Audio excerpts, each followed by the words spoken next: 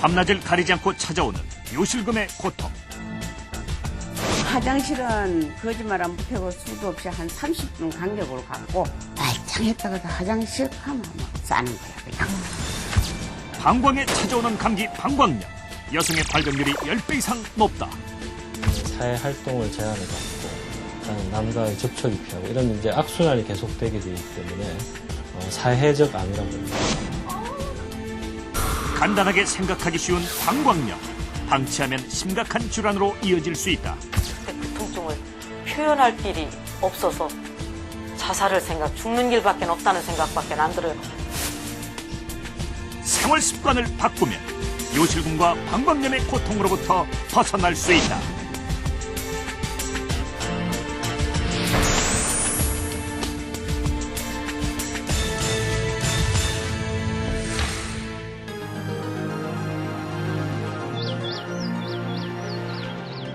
물을 모아두기 위해 하천이나 골짜기를 막아서 만든 큰 못을 저수지라고 합니다. 우리 몸속에도 이런 기능을 하는 저수지가 있죠. 일명 오줌통이라고 불리는 방광입니다. 방광은 신장에서 흘러나오는 소변을 저장했다가 일정량이 되면 요도를 통해서 배출시키는 일종의 소변 주머니 같은 중요한 기관입니다. 그런데 만약 방광에 소변이 조금만 차도 넘친다거나 새는 등 그야말로 우리 몸의 저수지가 수시로 범람하게 된다면 어떻게 될까요? 이것이 바로 요실금입니다. 소변 찔끔증이라고도 불리는 요실금. 놀라운 것은 우리나라의 요실금 환자 수가 이미 400만 명을 넘어섰고 성인 여성의 약 45%가 요실금을 앓고 있다는 사실입니다.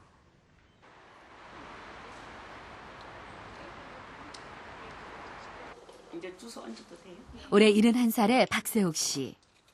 식사 후엔 항상 빼놓지 않고 약을 먹는다. 몇 년 동안 계속된 요실금 때문이다. 60대부터 그랬어. 60대부터 더 심했고 화장실은 거짓말 안 보태고 수도 없이 한 30분 간격으로 갔고 그래 가는데 주방에서 뭐 일하다가 급하면 막 죽겠어 그때는 그대로 뛰는 거야. 정말 있었어. 궁디 다 벗고 막 뛰는 거야. 그때는 옷 안 버리려면. 그래가지고서는 이제 어쩌다가는 그렇게 막 들고 뛰면은 옷은 안 버려도 안 그러면 막 싸버려. 다 싸버려. 막 말짱했다가도 화장실 가면 막 싸는 거야 그냥. 처음엔 그저 나이가 들어서려니 하고 참았지만 요실금 증상이 심해지면서 일상생활에도 지장을 받기 시작했다. 특히 물을 틀어놓고 설거지를 하다 보면 소변을 참을 수 없어서 몇 번이고 화장실을 들락거려야 할 정도다. 하루에 속옷은 뭐 6개를 갈아입는데 벗으면 세탁기에다 집어넣거든. 한 팬티가 한 30개 넘어지고 벗으면 집어넣고 그래가지고 6개, 7개까지 갈아입어봤어요. 반찬거리를 사기 위해 마트에 들른 박세옥 씨. 그런데 물건을 고르기도 전에 어딘가로 발길을 돌린다. 화장실이다. 이 역시 요실금 때문에 곤란한 일들을 겪으면서 생겨난 버릇이다. 며느리가 뭐 자주는 안 봤지만은 그렇게 화장실 슈퍼 갔다가 오줌을 넣어야 하는데 모르고 잊어버리고 손주들 뭐 사주고 하느라고 잊어버려가지고 그냥 왔는데 슈퍼 되어서 가깝거든. 요 앞에 여기에서 막 죽겠더라고 막 쌀 것 같아. 그래서 엘리베이터 이제 문 열라고 이제 그 문 열고 들어가 엘리베이터 문 열라 하는데 옷을 다 적사서 싸는 걸 봤어. 우리 며느리가 그래 보더니 어머니 어떡해요 그래. 그러면 야 아무 소리 하지 마 창피해. 누가 볼까 보면 아무 소리 하지 마. 그래가지고 어떻게 들어왔지. 잠자리에 들기 전 꼭 소변을 본다는 박세옥 씨. 하지만 그녀는 밤마다 잠과의 전쟁, 소변과의 전쟁을 치러야 한다. 잠자리에서도 소변을 참을 수 없어 쉴 새 없이 화장실을 들락거려야 하기 때문이다. 몇 년 동안 깊은 잠을 자본 적이 없을 정도다. 오늘 밤도 소변 때문에 5번이나 깨야 했다. 오줌은 먹은 것도 없는데 어디서 그렇게 나와. 나 오줌 나오는 거 보면 이상해.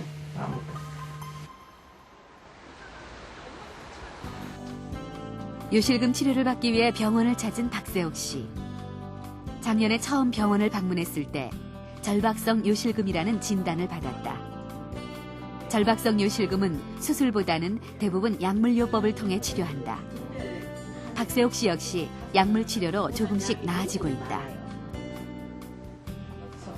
요실금은 크게 나누면 기침, 재치기 할 때 소변이 새는 복압성 요실금하고 그런 것 말고 소변이 자주 마렵고 소변이 급하면서 화장실을 미처 못 가서 화장실 도달하기 전에 소변이 찔끔하고 새는 절박성 요실금하고 이렇게 두 가지로 나눌 수가 있습니다.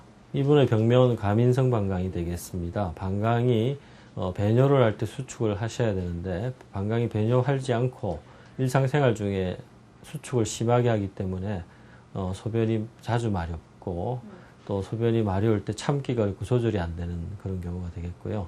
이분의 경우는 이런 과민성 방광 중에 가장 심한 참기 어려워서 빨리 못 갈 때는 소변이 흐르기까지 하는 절박성 요실금이 있는 경우가 되겠습니다. 전북 군산. 가족들이 모두 나가고 밀린 집안일을 하는 주부 정미영 씨. 그런데 매일 똑같이 해오던 일들이 최근 들어 힘겹게 느껴지기 시작했다. 말 못할 고민이 생겼기 때문이다. 오줌 나오려고 또 오줌 나오려고. 문제는 요실금. 날이 춥고 좀 긴장하고 어느 날 한 20-30분마다 한 번씩 가가지고 한 10번도 더 가는 것 같아요, 하루에. 셀 수도 있잖아요. 소변을 지리는 경우는 어때요?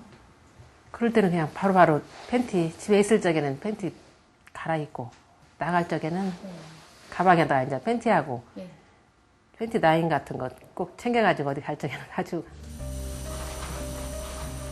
재채기를 하거나 살짝만 힘을 줘도 자신도 모르는 사이에 소변이 새는 통에 하루에도 몇 번씩 속옷 빨래를 해야 한다.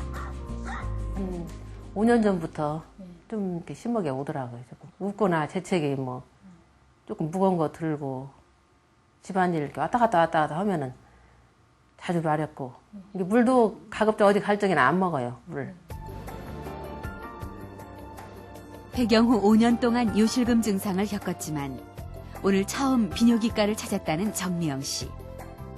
요실금은 가족들에게조차 숨겨야 할 부끄러운 일이라고 생각했기 때문이다. 주위 사람들도 친구들도 많이 그런 게 증세가 있던데 얘기해보면은 그냥 모르고 지나갔거든요. 근데 갈수록 좀 증세가 심해가지고 병원을 한번 찾게 됐어요. 좀 좋은 방법이 있는가 해가지고.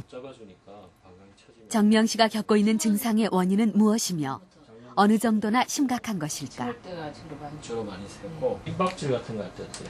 그러니까 안 해요, 저는. 그러니까 이런 운동을 안 하거든. 먼저 의사와의 면담을 통해 배뇨 장애 정도를 진단했다. 일부러 방광에다가 소변처럼 물을 채워놨어요.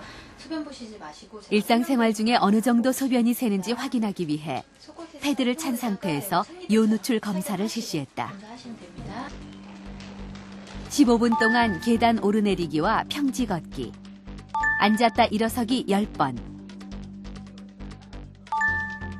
배에 힘주면서 기침 크게 하기 10번, 1분 동안 제자리에서 뛰기, 구부렸다 섰다를 반복하면서 바닥에 있는 물건 줍기 10번, 물을 틀어놓은 상태에서 1분 동안 손 씻기 등의 테스트를 한 뒤 요실금이 없는 40대 여성과 정미영 씨의 패드 무게를 비교했다. 그런데 정상인과 달리 정미영 씨의 패드 무게는 8.4g이나 증가했다. 다음은 요 역동학적 검사. 방광에 200cc의 생리식염수를 채우고 기침이나 풍선 불기 등 배에 압력을 가하는 행동을 했을 때